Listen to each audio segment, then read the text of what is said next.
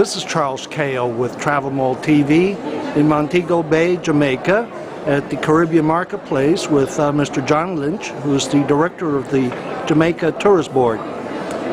John, good to see you again. Good to see you too, Charles. Thank you for your briefing. It was very informative, and we'll have that video up on TravelMole. But what I wanted to learn from you is you have been heading and involved with tourism in Jamaica for some time. What do you see in your crystal ball, if you will, and if you don't believe in crystal balls, what do you see tourism to look like 10, 20 years from now here?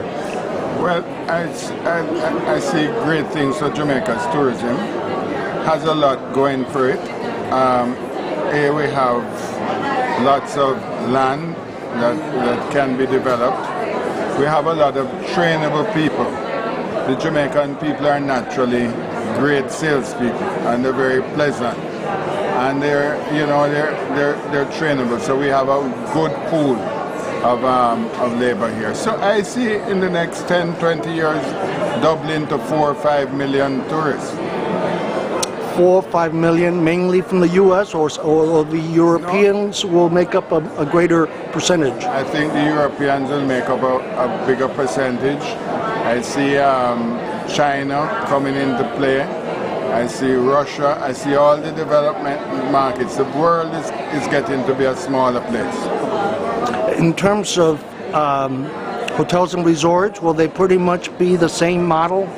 No, I see hotels specializing and catering to different lifestyles, and I see us diversifying into, say, medical tourism, right, and running the whole gamut. Sports tourism.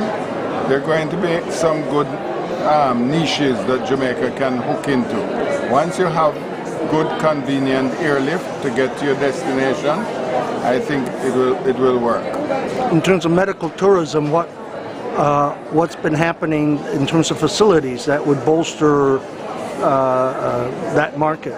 Well, some potential investors have in fact come, taken a look, and I think pretty soon there will be some announcements, and I think we will begin to see the medical tourism taking off in Jamaica. It'll be at a fraction of the cost compared to the States.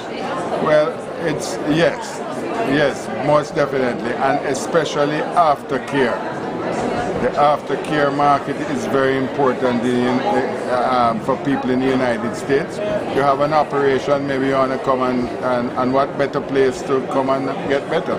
Yeah, I've even heard informal discussions about palliative care in places like here. What a place to end your days. Yeah, sure. In terms of sports tourism, I mean, beyond your mainstream golf and tennis and swimming sports and such, what else? We have some of the greatest athletes in the world, right? And maybe we should be having sports clinics, right? We have the world's fastest, I think the top 3 athletes in the world in the 100 and the 200 meters are Jamaica. We have more than 4 people running sub-10, right? So, there is our training facilities here for especially sprint are fantastic. There several countries might want to come here and train. I think I read that the bobsled team is going back to the Olympics, Winter Olympics? We're hoping that they're going to I think they're on their way tomorrow to Salt Lake City to do the final qualifying round. Oh, still have to go through that. Okay. And that would be very good for us because, as you know, we're targeting the Russian market and we want to be a part of Sochi. So it would be very fortunate if we had the flag flying high in Sochi. Speaking of the Chinese market, over the past, I would say 5 years or 6 years, I would run into Edmund Bartlett and Carol in Beijing at the tourism conferences. I think you signed some travel agreements for easy visas? We signed a travel agreement. The difficulty is the visas. And I think we're down the wicket now with doing some kind of arrangement with the Chinese government, hopefully. and we really need to get to grips. I think it's mature enough now that we can. Well, it's always been mature, but we need to find a convenient way of getting the Chinese here. The last question is, in the United States, not only has Colorado and Washington legalized marijuana, but the mood in the U.S. is, latest poll is like 72% believe it should be legalized. Is that something that would ever happen in Jamaica? I really don't know. I think there's been a whole consultative committee that's been formed now. They're actually going to talk about it.